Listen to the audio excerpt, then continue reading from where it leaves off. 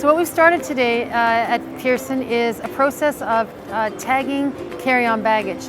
This isn't a new carry-on baggage policy, it's our existing policy, simply added today a process whereby carry-on baggage is tagged to show that you can carry it on. This is what the carry-on baggage tag looks like, and you'll see agents behind me who are checking bags in the sizers to make sure that they comply with our policy. If they do, they get a nice red tag, and then our customers move on to security.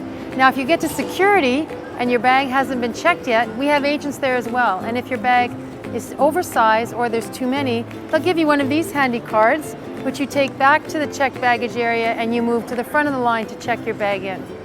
So what this does is it makes for a speedier, more efficient trip through the airport. It means at the gate, we don't need to gate check bags, which can slow down the boarding process.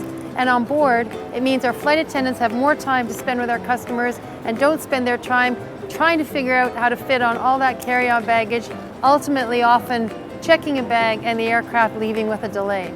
So overall, this is a process that's about making a more enjoyable experience for our customers, especially with the summer travel season about to start, very full flights, and people traveling who may not be fully aware of what our carry-on policy is.